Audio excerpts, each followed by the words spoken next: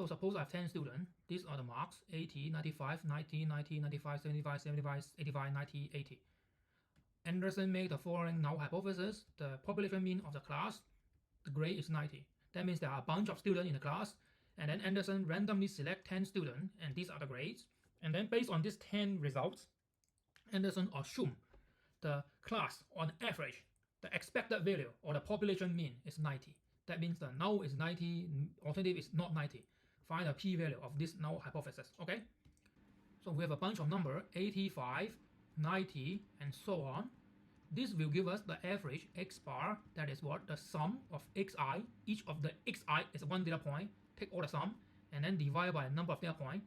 Number of data point here is n, that is 10. Okay, so we take all the sum and divide by 10. You use calculator, it will give you something like 85.5. Okay, so this is the x bar. Okay, then what we are talking about? We are assuming all the xi is a normally distributed with a mu and sigma square, and we don't know what's the mu. Now Anderson is assuming mu is 90. Okay, so this number, let me put it mu 0. So this is the assumption.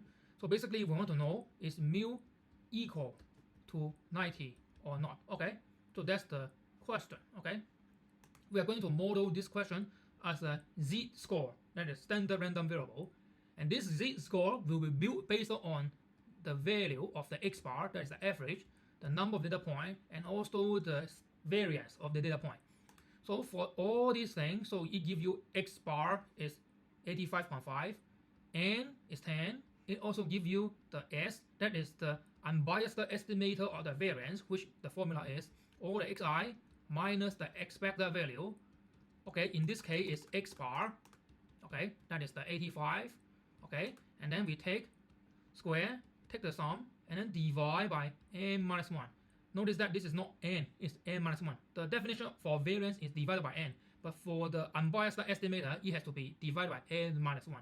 Standard deviation, so we have to take square root. So this will be a number, and if you calculate all the number, it will give you something like, let's say 7.6. Okay, so now you have x bar, you have n, and you have s, then you will know that the z-score is the following. It will be x bar minus mu 0 divided by s square root n. So it will be what? It will be 85.5 minus mu 0, which is 90, divided by s 7.6 under square root 10. It will be 1.8 something. Okay, 1.8 something. Then what you do, you have this small z. Then we are talking about the probability of big z under this condition, that is probability of standard z-score smaller than negative 1.81. That is what? That is on the normal distribution curve. Okay, this is standard normal distribution curve, that is z. That means it's a normal distribution with zero mean, standard deviation 1. Okay, and then we have 1.81. So let's say this is 0, this is negative 1.81, and then this is positive 1.81. Probability of z smaller than this, that means this area. Okay, and there will be a 2 because we are doing two-sided tests. If you forgot all the thing why there is a 2, why this is the expression, then please go back to the lecture notes and study. Okay, so this will be the p-value. The p-value is basically how big is this area, So again, in this course, we are not going to ask you how to integrate the thing. So at here, done, you can stop. So how do we calculate this guy? This is a standard z-score, so the probability distribution of this guy will be this. Okay, and then where? From negative infinity to what? This value, negative 1.81. Okay, and 2. Why there's a 2?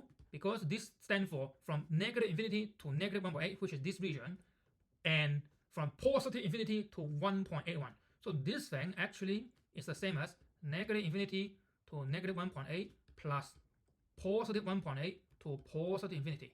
So this one corresponds to this part. Okay, this one corresponds to this part. Okay, so this one is this part, this one is this part, and since this Gaussian function or the bell curve is symmetric, so we only need to calculate one side and multiply by 2. So the answer will be this.